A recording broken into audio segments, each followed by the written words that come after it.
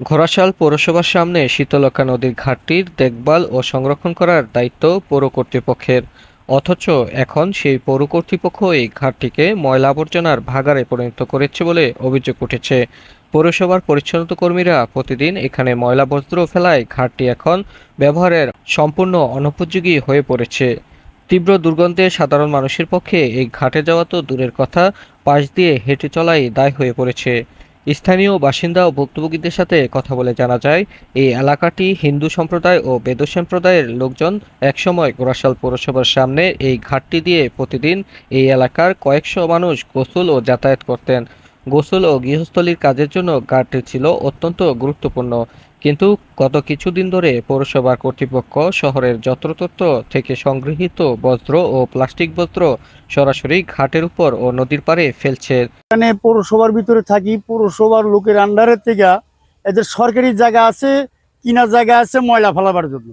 ওইসব জায়গায় না ফেলাই আমাদের এই সুন্দর পরিবেশটা তারা নষ্ট করতেছে। এবং কি এখানে হিন্দু সম্প্রদায়ের লোক আছে প্রায় 1200-1300 লোক, আমাদের বেদের সম্প্রদায়ের লোক আছে। হ্যাঁ, এগুলি গন্ধে আমরা থাকতে পারি না, ঘাটটা ব্যবহার করতে পারি না, এত সুন্দর ঘাট। পৌরসভায় গেলাম, ওনারা বললো যে ঈদের আগে সরাই দিব, সরাই নাই। তারপরে বললো যে ঈদের পরে সরাই দিব, এই পর্যন্ত ওনারা কার্যকরী কোনো ব্যবস্থা নিতেছে না। এখন আমরা কার কাছে এই বিষয় নিয়ে যাওয়া উচিত, যাইলে এটার একটা সমাধান পাবো, এরকম লোক আমরা খুঁজে পাইতেছি না। যে পরিচ্ছন্ন পরিবেশ ও নদীর স্বচ্ছ পানি ঘাটটিকে এলাকাবাসীর কাছে একটি প্রিয় স্থান হিসেবে পরিচিত করে তুলেছিল, কিন্তু সময়ের ব্যবধানে সেই চিত্র এখন সম্পূর্ণ বদলে গেছে। বর্তমানে ঘাটটির বিভিন্ন স্থানে জমে থাকা আবর্জনা, প্লাস্টিক ও বজ্রের কারণে একটি ময়লা স্তূপে পরিণত হয়েছে। দুর্গন্ধে ঘাট এলাকায় অবস্থান করাও কষ্টকর হয়ে পড়েছে। একই সঙ্গে অপরিকল্পিতভাবে বজ্র ফেলার কারণে পানি দূষণও বৃদ্ধি পাচ্ছে, যা পরিবেশ ও জনস্বাস্থ্যের জন্য হুমকি হয়ে দাঁড়িয়েছে। ঘাটটা আগে অনেক পরিচ্ছন্ন সুন্দর ছিল।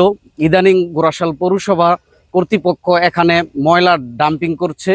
যদিও তাদের ময়লা ডাম্পিং করার জন্য কোটি টাকার বাজেটের একটি প্রকল্প আছে, ওইখানে তারা ওইখানে ডাম্পিং করার কথা, কিন্তু ওইখানে না করে তারা এখানে ডাম্পিং করছে, যার ফলে এই নদীর ঘাটটি অপরিচ্ছন্ন হয়ে পড়েছে।